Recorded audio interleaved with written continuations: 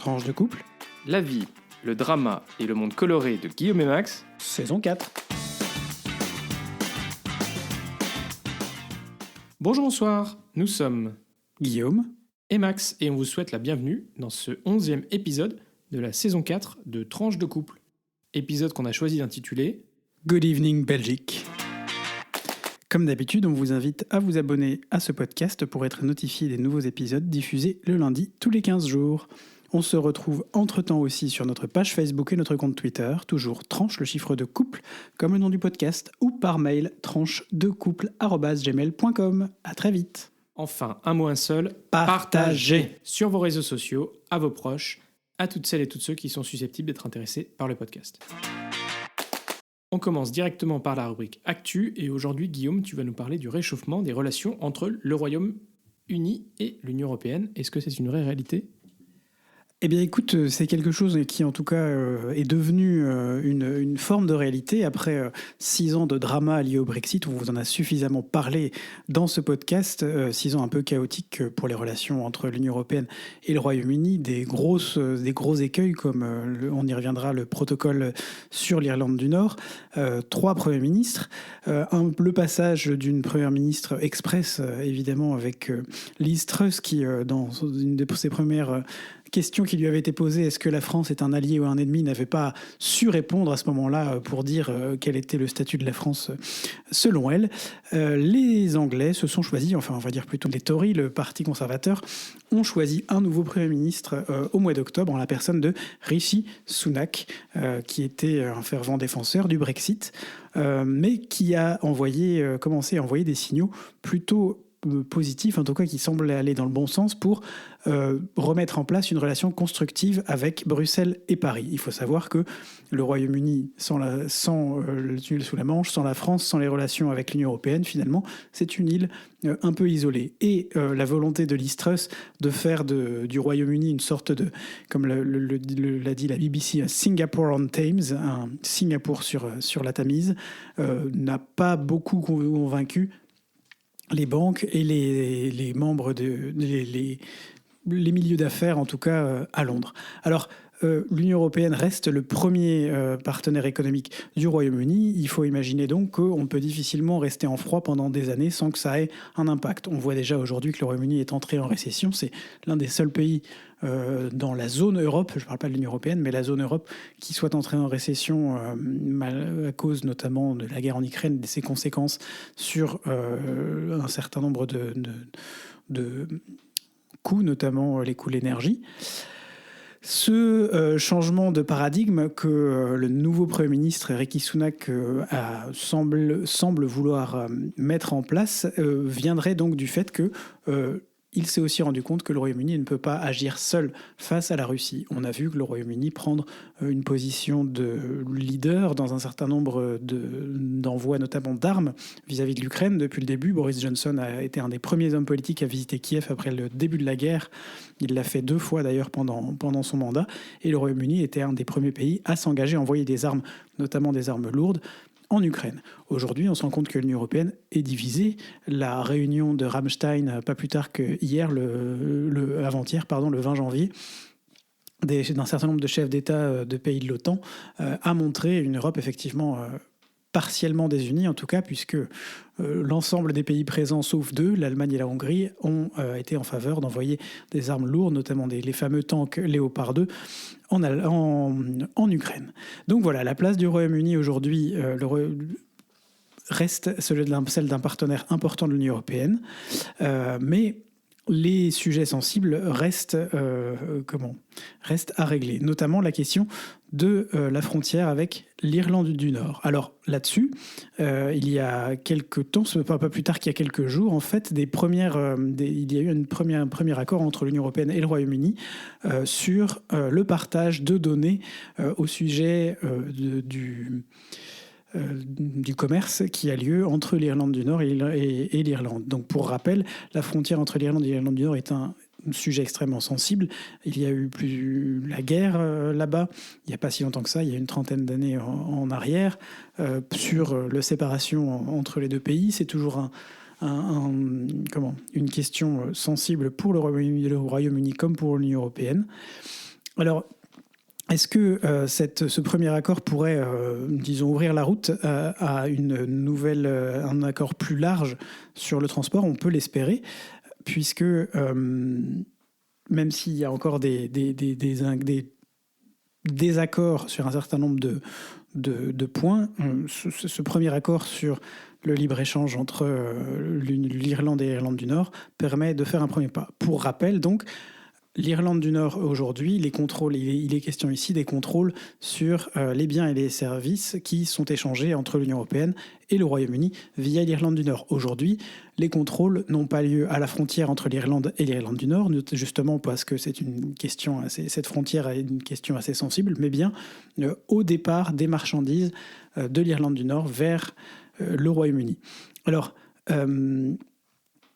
on parle notamment de produits comme par exemple la nourriture. On sait que c'est une question qui est sensible puisque l'Union européenne a mis en place un très grand nombre de règles vis-à-vis de la nourriture et que le Royaume-Uni essaye depuis le Brexit de s'en affranchir de plus en plus, mais s'est rendu compte qu'on arrive à un moment donné où si on s'affranchit trop de ces règles, on ne peut plus mettre en place, on ne peut plus importer ces biens, y compris vers l'Irlande du Nord, puisque le contrôle a lieu en mer, dans la mer, entre l'Irlande du Nord et l'île du Royaume-Uni. Entre autres signaux positifs pour donc un réchauffement des relations entre l'Union européenne et le Royaume-Uni, au-delà de la question de l'Irlande du Nord, c'est un certain nombre de politiques. Par exemple, le ministre d'Irlande du Nord, Steve Baker, qui était un des plus pro-Brexit à une époque, qui lui-même a reconnu que il aurait du mal à mettre en place les règles du Brexit telles qu'elles étaient souhaitées, en tout cas du temps de Boris Johnson et Liz Truss, puisque la frontière avec l'Irlande du Nord pose problème. Et puis, Rishi Sunak lui-même serait en train d'envisager de ne plus mettre en place une nouvelle loi pour, notamment, comme je le disais, s'affranchir d'un certain nombre de règles vis-à-vis de l'Union européenne. Pourquoi ? Parce que ces règles ont montré qu'elles étaient nécessaires pour pouvoir exporter vers l'Union européenne. Donc voilà, on se rend compte aujourd'hui que le Royaume-Uni a besoin de l'Union européenne, l'Union européenne a besoin du Royaume-Uni. On est un peu au milieu du gué, mais il y a quand même des éléments positifs qui, on peut l'espérer, mèneront vers une conciliation entre Bruxelles et Londres plutôt qu'entre des tensions comme on a pu le connaître au cours des 3 dernières années. Merci beaucoup Guillaume pour ce petit point d'actualité sur les relations entre le Royaume-Uni et l'Union européenne. Ça reste une histoire un peu compliquée. Ça reste une histoire compliquée. On n'est pas encore sorti de l'auberge. De l'auberge, mais voilà, les choses avancent a priori dans le bon sens. Alors Max, tu veux revenir toi sur la Chine ? Et oui, lors d'un précédent épisode, on vous avait parlé des commissariats illégaux de la Chine en Europe, et pas qu'en Europe d'ailleurs. Et aujourd'hui, sur la base d'un article très intéressant publié par Le Monde début janvier, on voudrait vous parler d'une autre spécialité de la Chine à l'étranger, à savoir l'exportation des outils de surveillance de masse. Big Brother is watching you depuis Pékin. Exactement. Alors depuis une quinzaine d'années, les fabricants chinois de caméras et de systèmes de surveillance, y compris de reconnaissance faciale, sont largement dominants par rapport aux autres entreprises au niveau mondial, et ils se sont fait une spécialité de proposer leurs équipements aux régimes les plus répressifs. Leur technique de vente est d'ailleurs assez bien rodée. Alors l'article du Monde nous donne l'exemple de l'Ouganda, dirigé d'une main de fer par le président Yoweri Kaguta Museveni depuis 36 ans. En 2014, Huawei, qui est leader mondial des équipements de télécommunications et fabricant d'outils de surveillance, a offert au président ougandais 20 caméras de surveillance équipées de technologies de reconnaissance faciale d'une valeur, toute petite valeur de $750,000 néanmoins. Ah oui. Le président a bien sûr organisé une petite cérémonie pour remercier l'entreprise en présence d'officiels chinois. Rien à voir. Coïncidence. Je ne crois pas. Le cadeau était en fait un échantillon commercial et convaincu, les autorités ougandaises ont rapidement commandé davantage de caméras à Huawei qui fournissait déjà au pays son réseau de télécommunications. Alors aujourd'hui, les caméras Huawei sont présentes dans toutes les villes du pays et dans toutes les rues de la capitale, Kampala. La police a installé des caméras devant la maison de tous les politiciens de l'opposition et de toutes les associations. Ben voyons. Le responsable des programmes de Unwanted Witness, une association ougandaise qui défend le droit à la vie privée et milite contre la censure Internet, nous dit même qu'il y en a une devant son bureau. Ils savent quand tu sors, quand tu rentres, et du coup, plus difficile de mobiliser la population dans ces conditions. Alors Huawei n'est qu'un des nombreux acteurs chinois du secteur de la vidéosurveillance. Depuis une quinzaine d'années, les entreprises chinoises dominent le marché, comme je le disais en introduction. Hikvision, le numéro 1 mondial, est une filiale de l'entreprise d'État CETC, installée à Hangzhou, une métropole à l'ouest de Shanghai, où siège également le géant de la tech Alibaba. Avec un chiffre d'affaires qui dépasse 10 milliards de dollars en 2021, l'entreprise domine largement le marché. Alors la raison pour laquelle les entreprises chinoises sont tellement avancées sur ces technologies, c'est que leur premier marché, c'est la Chine. En 2019, il a été estimé qu'environ la moitié du milliard de caméras de surveillance installées dans le monde se trouve en Chine. Avec 540 millions de caméras pour 1,46 milliard d'habitants, la Chine compte en moyenne 372 caméras pour 1000 habitants. Ça fait une caméra pour 3 habitants à peu près, c'est ça? Si je calcule bien. Ouais. Donc, probablement plus dans les villes. C'est un ratio qui est exceptionnel si on le compare aux autres villes où il y a le plus de vidéosurveillance. Par millier d'habitants, 62 caméras à Indore en Inde, 18 à Singapour, 17 à Moscou et 13 à Londres. Et le volume des systèmes vendus par les entreprises chinoises fait qu'ils ont des prix complètement imbattables. Et de surcroît, ces systèmes font souvent partie des produits mis en avant par la Chine dans le cadre de ses opérations d'influence. Vous savez, les fameuses nouvelles routes de la soie, nouvelles routes de la soie digitale. Alors c'est utile pour la Chine parce que ces systèmes sont tous reliés au serveur en Chine, ce qui finalement lui permet d'opérer un système de surveillance digitale à travers le monde. Oui, ça fait peur. Merci Max, effectivement, ça fait un peu peur. Et puis on rappelle qu'il y a eu toute une histoire en Europe aussi, je ne sais pas si on vous en avait parlé à l'époque, mais notamment sur les relais téléphoniques. Et sur le fait qu'un certain nombre de relais téléphoniques commandés par les pays européens venaient de Huawei, mais qu'il serait peut-être plus judicieux de commander européens, n'est-ce pas, pour éviter une fuite malheureuse, malencontreuse de données involontaires vers les serveurs chinois. Oui, c'était une grande opération d'ailleurs menée par les États-Unis au départ pour dire attention, il est dangereux que notamment les cœurs de réseau, au travers de la 5G, parce que les Chinois sont assez avancés et proposent aussi des prix assez imbattables, que donc les équipements de cœur de réseau de télécommunications soient aux mains de Huawei, parce qu'on sait que les entreprises chinoises sont toutes reliées à l'État chinois, et voilà, il y a quand même des données sensibles qui passent par les réseaux de télécommunications. Et donc les États-Unis ont fait de grosses campagnes de communication envers les pays occidentaux, leurs alliés, pour dire attention, c'est un problème très important. Et donc il y a eu beaucoup de décisions dans le sens de mettre de côté Huawei et les fournisseurs chinois. Pour privilégier des équipements made in Europe. Voilà, écoutez, un sujet sur lequel on reviendra peut-être à l'aune de l'actualité dans les mois qui viennent.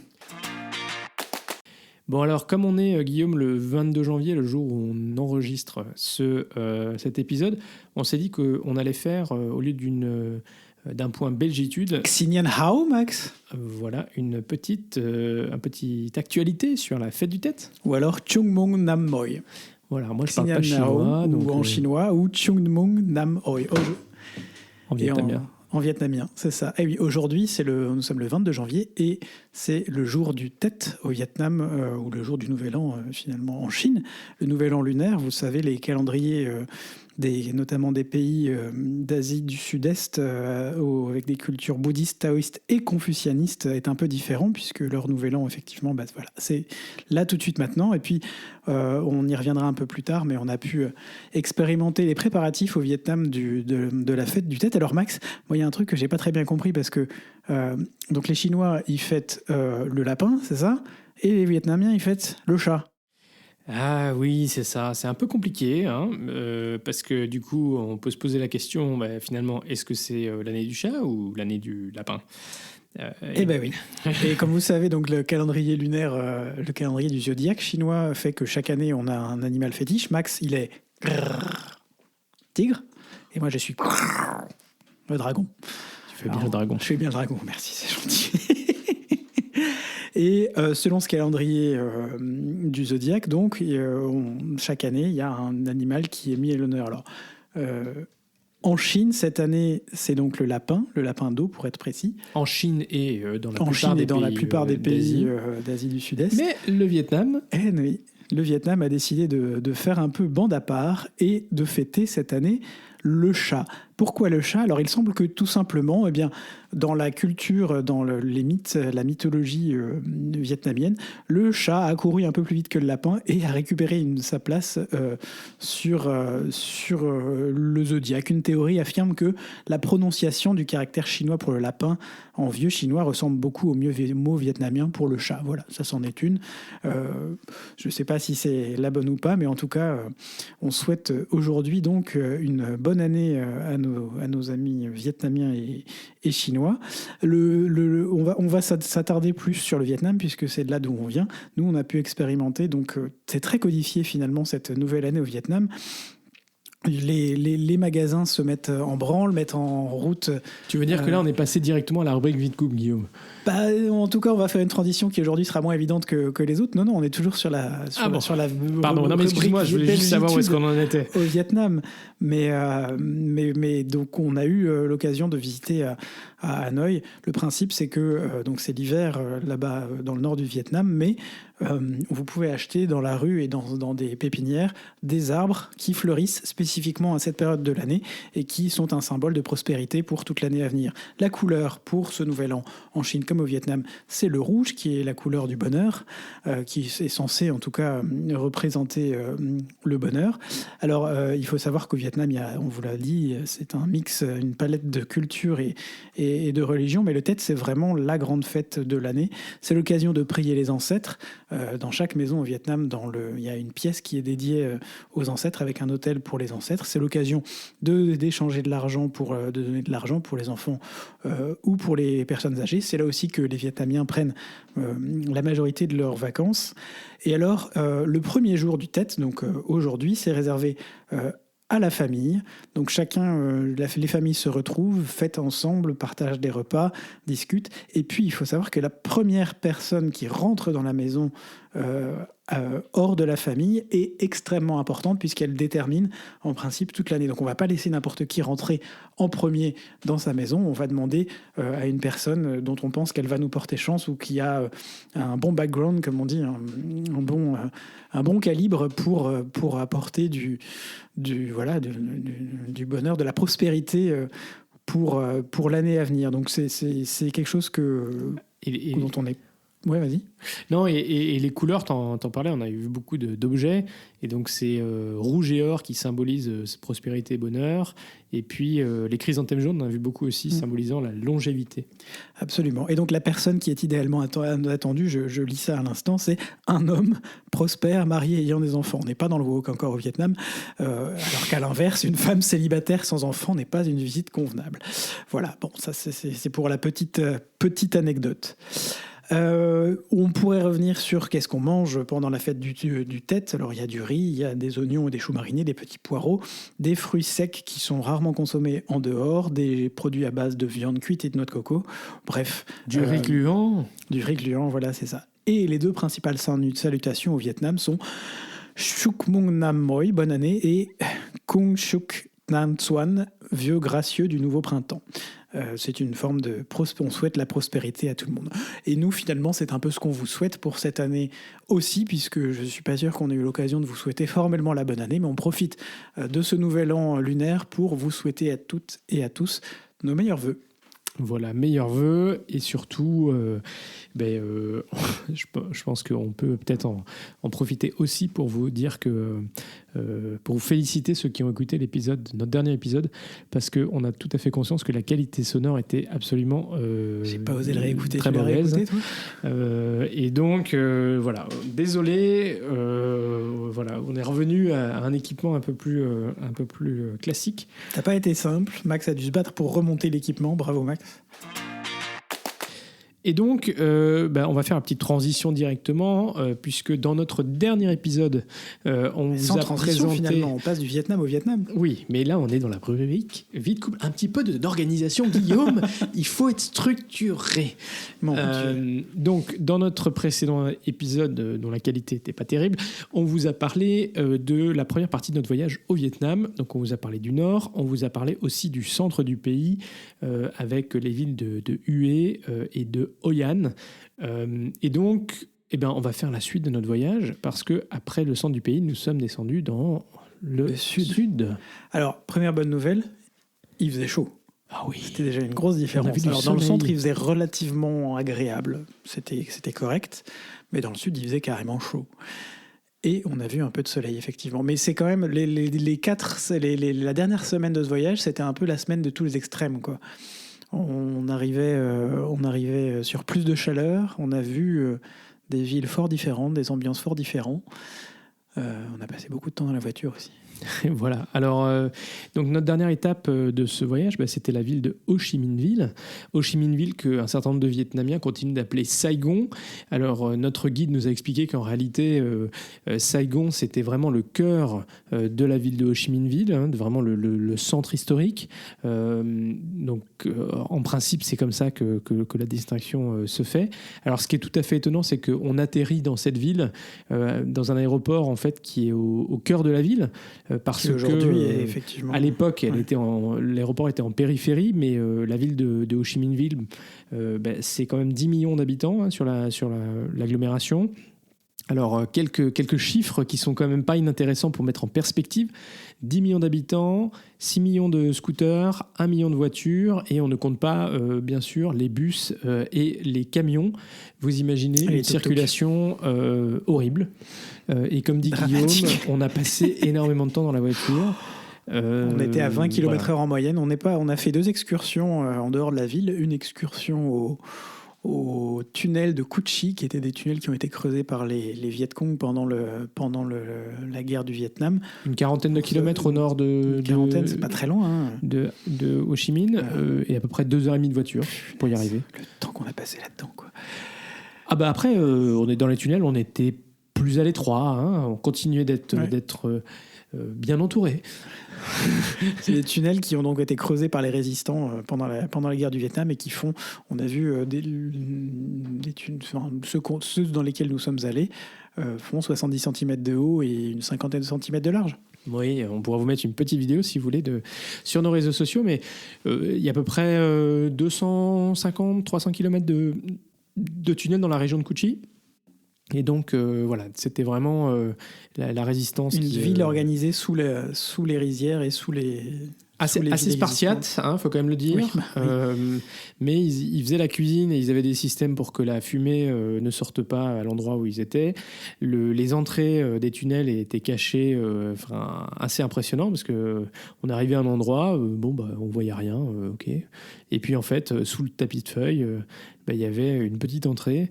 Et alors, il faut pas être faut pas avoir trop mangé pour rentrer dans le tunnel. Non, puis il faut pas être claustro non plus quand même. Exactement.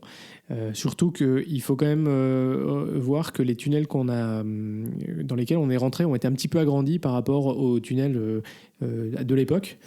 Donc ça donne une petite idée. Mais intéressant de voir ça.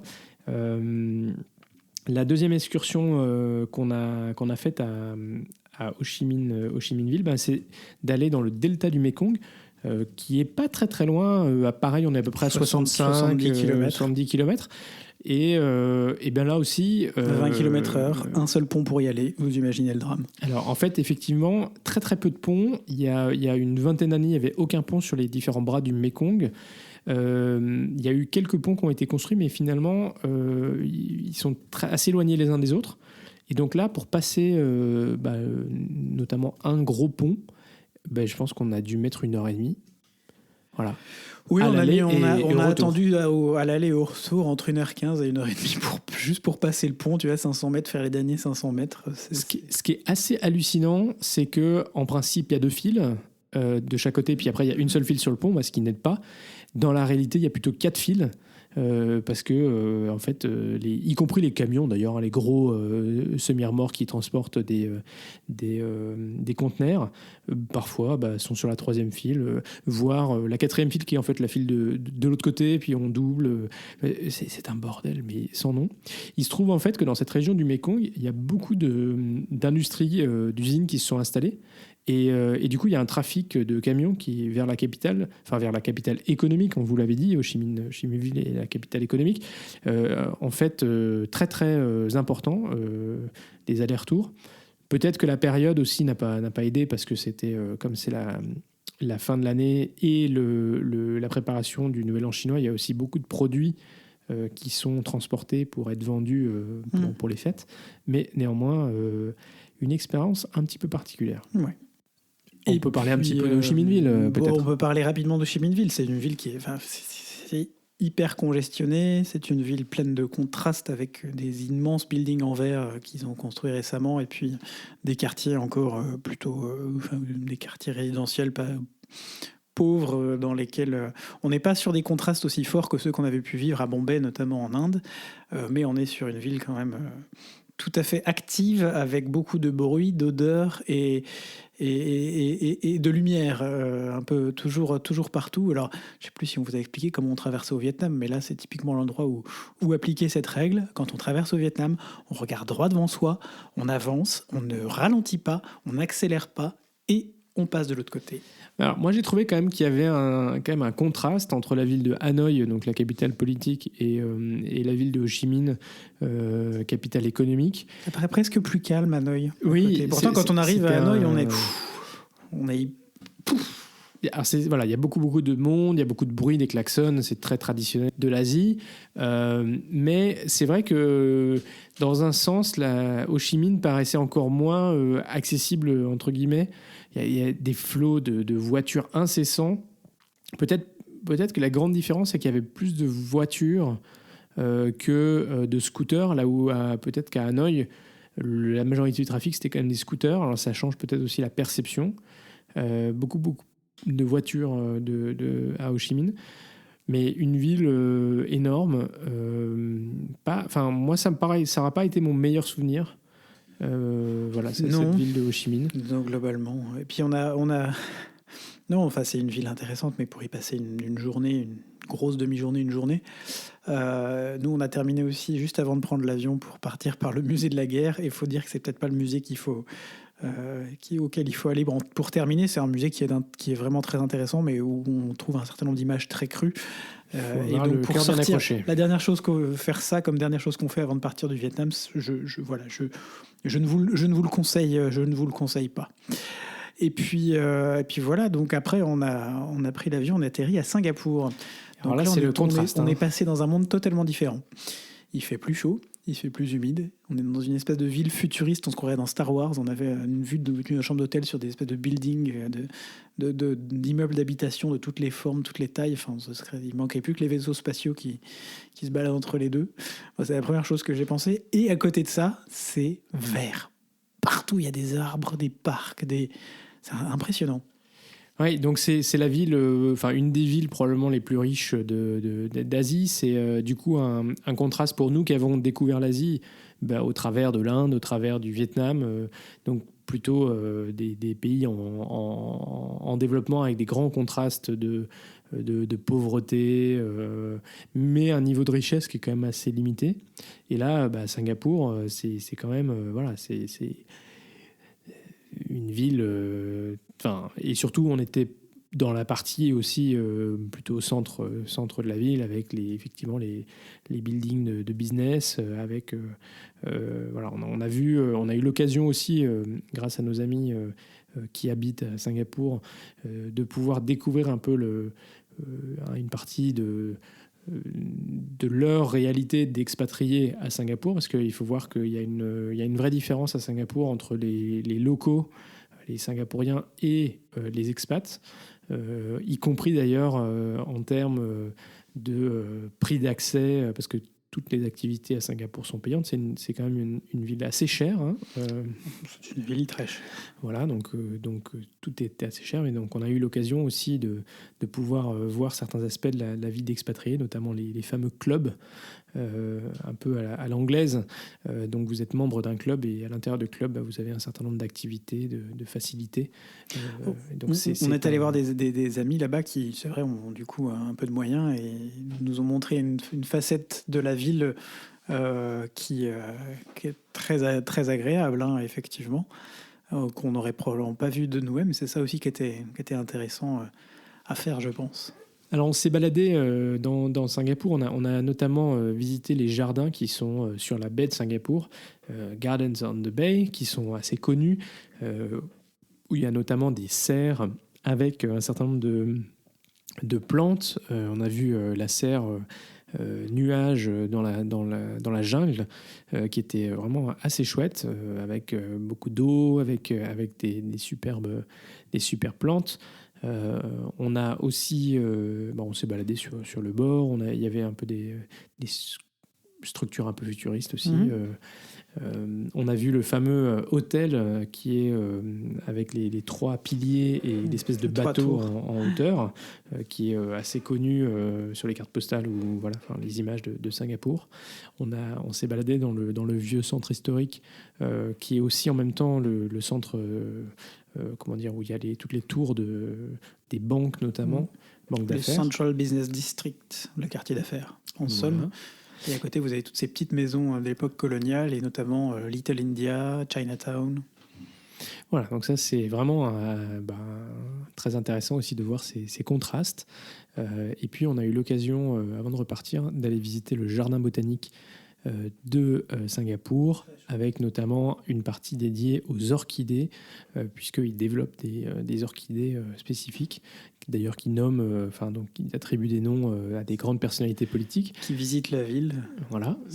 Mark Rutte, Greta Thunberg n'a pas encore la sienne, mais on a Mark Rutte, Barack Obama. Elle ne prend pas l'avion pour venir à Singapour. La reine Elisabeth, qui se sont fait déjà attribuer leur... Et voilà, donc très intéressant en tout cas. Alors on a eu très chaud aussi dans cette journée-là, mais en tout cas une belle découverte, une ville assez fascinante, et c'est vrai du coup aussi un peu un autre monde en termes de pouvoir d'achat et de coût de la vie et tout ça. Mais si vous avez l'occasion d'aller y passer un ou deux ou 3 jours, je pense que ça vaut le coup. Après, il faut prévoir un petit budget. C'est ça. Voilà. Et peut-être, donc le retour était un petit peu plus difficile. Ouais, il a fallu gérer le retour au travail. Bon, l'avantage, c'est qu'on a tous les deux repris relativement sur les chapeaux de roue. Donc, comme ça, on a pu traiter les 200 ou 250 mails qui traînent dans la boîte. Reprendre, la vie continue. On a perdu 30 degrés. Oh là là, l'arrivée avec... c'était gris, il pleuvait. Avec 3 degrés, la pluie. C'est vrai que c'était un petit contraste. Alors, on avait prévu le coup quand même. On avait mis un pantalon, on avait mis j'avais un polo manche longue. On avait des gens dans l'avion qui... on a fait un petit atterrissage à Dubaï, donc je ne sais pas d'où ils venaient, mais en tout cas, ils étaient en short et en t-shirt. Là, devait être encore plus difficile. Et donc voilà. Après, on vous avait dit, une des petites astuces qu'on essaie de mettre en place, c'est de ne pas revenir forcément le lundi matin, enfin au boulot. Donc on est retourné au boulot le mardi parce qu'on a atterri le lundi. Alors forcément, les collègues sont tous un peu confus parce qu'ils pensaient qu'on revenait le lundi, mais néanmoins, ça veut dire aussi que vous avez une semaine qui fait que 4 jours. Ça fait une petite différence aussi. Bon, pauvre Guillaume, lui, il a travaillé hier, il travaille aujourd'hui, donc c'est pas génial. Story of my life. Voilà. Voilà, donc au final, une très belle expérience, un contraste énorme entre le Vietnam et Singapour, mais on a été très heureux de pouvoir aussi faire cette coupure, d'aller à l'autre bout du monde. C'est vrai que tout ça a un impact écologique puisqu'on a pris l'avion pour aller là-bas. En même temps aussi, en discutant avec les gens qui habitent au Vietnam, avec notre guide, On a vu aussi que le développement économique du pays était en partie dû au tourisme et que finalement les années Covid qui avaient complètement arrêté le tourisme au Vietnam avaient eu un sérieux impact en fait sur l'économie locale et beaucoup de gens en fait avaient eu des vraies difficultés pour survivre. Donc voilà, c'est vrai, l'environnement, c'est quelque chose c'est une considération importante. À prendre en compte. Il faut, voilà. Mais c'est vrai aussi que le tourisme, ça permet à ces pays de se développer et à des familles entières aussi de vivre. Voilà. Merci Max. Voilà, c'était un peu tout pour notre rubrique Vie de couple aujourd'hui. C'est déjà pas mal, je trouve. On arrive bientôt à la fin de cet épisode. Max, tu vas juste nous faire d'ailleurs en parlant d'environnement, tu veux juste nous faire peut-être dans notre rubrique un peu rubrique coup de cœur. En tout cas, tu veux nous parler d'une évolution positive pour l'environnement et la soutenabilité. Et oui, depuis le 1er janvier 2023, vous êtes peut-être pas au courant, mais il y a une nouvelle loi en France qui interdit l'utilisation du plastique, de la vaisselle jetable dans la restauration en France. Et c'est une vraie révolution, en particulier pour la restauration rapide, les fameux fast-food, qui par définition sont de grands consommateurs de vaisselle jetable, d'emballage jetable et tout ça. Donc c'est même un élément essentiel de leur business model. Et il se trouve qu'il a été calculé que les enseignes de restauration rapide servent 6 milliards de repas par an dans à peu près 30 000 points de vente en France, ce qui génère 180 000 tonnes de déchets chaque année. Donc vraiment assez important. Et donc cette loi anti-gaspillage qui est entrée en vigueur au 1er janvier va contribuer à l'objectif de mettre fin au plastique à usage unique d'ici 2040. Vous vous souvenez, on avait déjà eu l'histoire des pailles qui ne pouvaient plus être en plastique. Donc en fait, il y a un certain nombre de législations, de lois qui progressivement vont couvrir les différents domaines et les différents types d'utilisation du plastique. L'objectif, avec cette loi, du coup, on a un changement de modèle pour ces chaînes de fast-food qui, jusqu'ici, utilisaient à profusion emballage et vaisselle jetable. L'utilisation de vaisselle réutilisable pour les repas et les boissons servies à table, qu'il s'agisse de gobelets, couvercles, assiettes, récipients ou couverts, a eu en fait pour conséquence la nécessité de repenser le fonctionnement de la restauration rapide, avec par exemple le recrutement de personnel pour faire la vaisselle, ce qu'ils n'avaient pas, de matériel de vaisselle réutilisable, les commandes, la cuisine, et puis finalement toute l'organisation ont dû être revues. Alors l'entrée en vigueur de la loi a nécessité du coup plusieurs mois de préparation et au 1er janvier, en fait, tout le monde n'était pas complètement prêt, donc on s'attend à ce qu'il y ait encore quelques mois d'ajustement.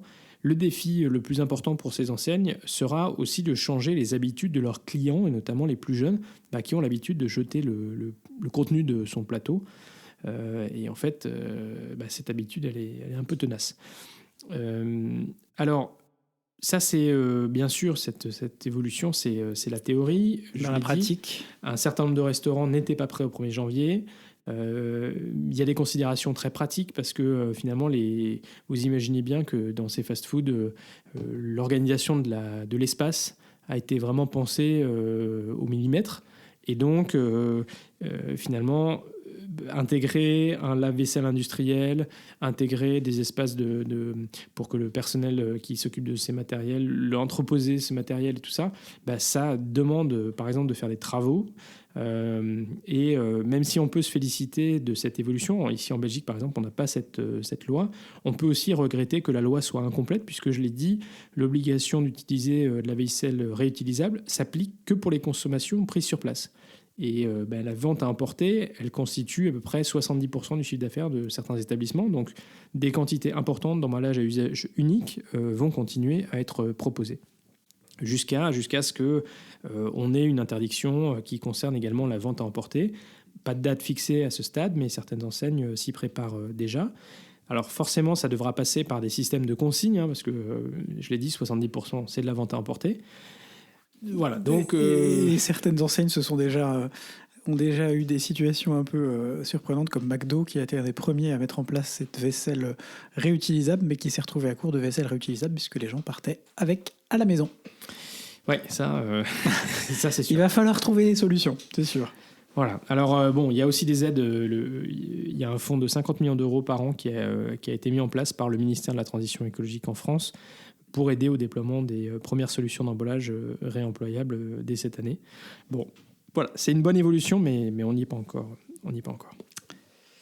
Merci Max, voilà, ça y est, c'est déjà la fin de cet épisode. Retour sur un épisode un peu plus traditionnel après notre petit écart d'il y a 2 semaines. Merci beaucoup de nous avoir écoutés, ça nous a fait très plaisir. On espère que ça vous a plu. Si le podcast vous plaît, on n'hésite pas à vous le redire. Faites-le découvrir autour de vous. Partagez. Mettez-nous une petite note, un petit commentaire, ça nous fera toujours plaisir. Vous pouvez nous mettre aussi un like sur YouTube ou sur Twitter, un petit pouce bleu sur Facebook. Et voilà, le podcast reste diffusé donc le lundi tous les 15 jours. Ou le dimanche soir pour les plus pressés. D'ici au prochain épisode, on vous souhaite une très belle semaine. 2 très belles semaines. On vous embrasse. Et à très vite pour de nouvelles tranches colorées.